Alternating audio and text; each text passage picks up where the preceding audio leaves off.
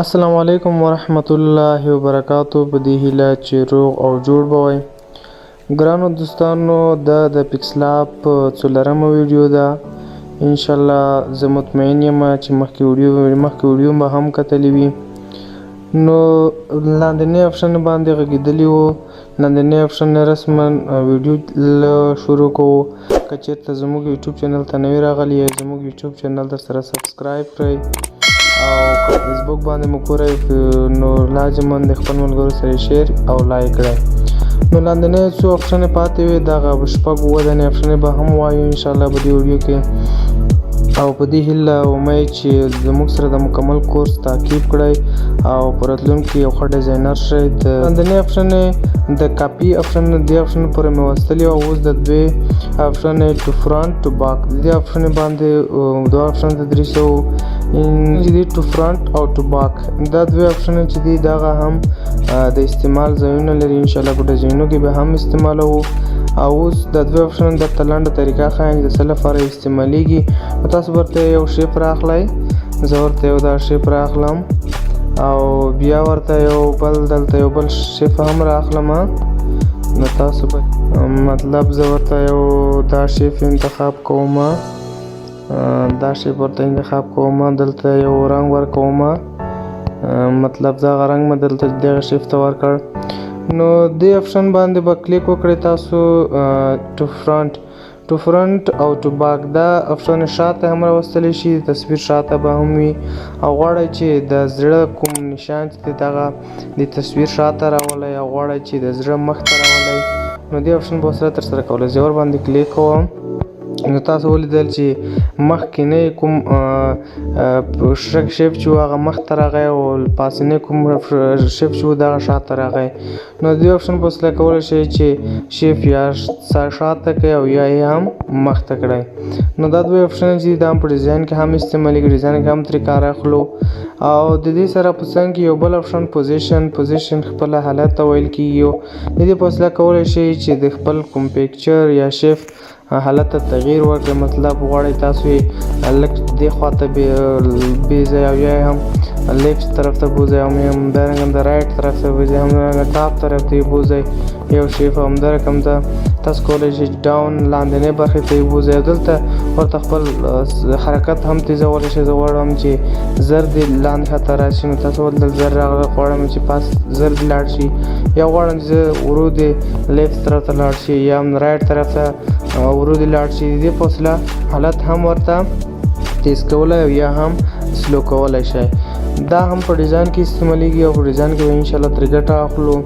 د دې سره په څنګ کې یو بل آپشن ریلیټیو پوزیشن دا آپشن هم د دې آپشن په وسیله کولی شو چې یا هم لیفټ طرف ته بیځو یا هم رایټ طرف ته بیځو یا هم یو شیپ ډاون طرف ته بیځو یا هم پاس طرف ته بیځو یا هم په منځ کې راولو او یا هم پاسنۍ برخې ته راولو. یعنې دا هم د ډیزاین لپاره استعمالیږي او انشاءالله په ډیزاین کې به د څخه کار اخلو او په عملي ډول به په ډیزاین کې هم ترسره کوو.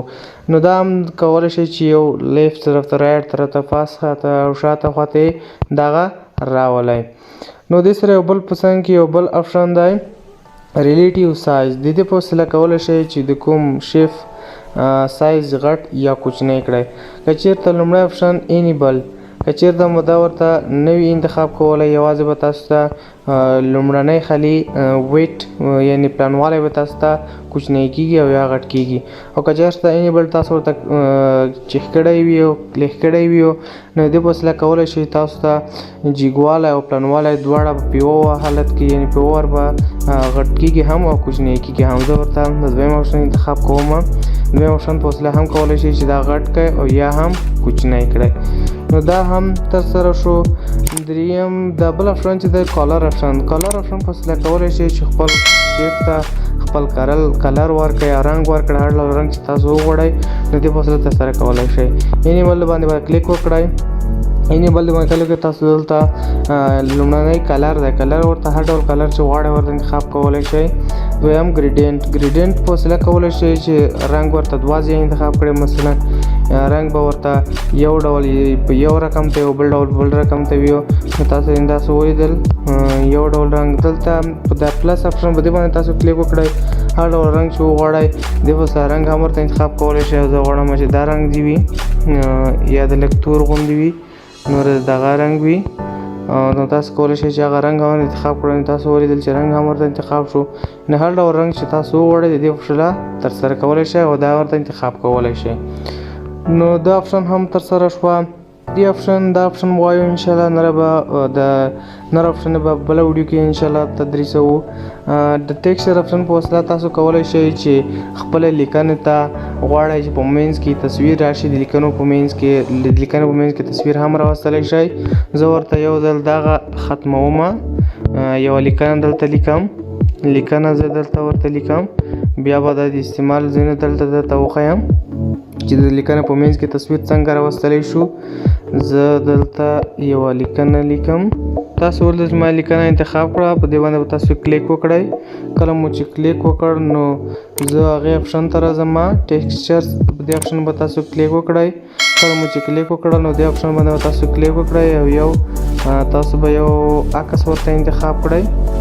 هر ډول عکس چې وغواړئ د انتخاب کولی شئ. زه غواړم دا عکس ورته انتخاب کړم او دا عکس دی د لیکلو په منځ کې راشي.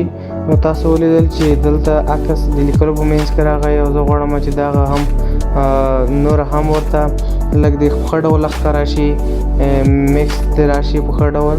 نو تاسو ولیدل چې دغه د لیکلو په منځ کې موږ ته یو عکس کې کوم عکس چې عکس به هم تاسو ته راځي او عکس هم ورته انتخاب کولی شئ. نو لیکلو په منځ کې دا هم د ډیزاین کې استعمالیږي. انشاءالله دا به ډیزاین کې بیا هم وایو. غواړئ چې تاسو غواړئ چې ډیلیټ شي نو د ډیلیټ بټۍ باندې به تاسو کلیک وکړئ. دا ډیلیټ کولی هم شئ. نو که چېرته مو ویډیو خوښه شوې وي او غواړئ چې زموږ سره مکمل کورس تعقیب کړئ زموږ یوټیوب چینل سره سبسکرایب کړئ. مننه.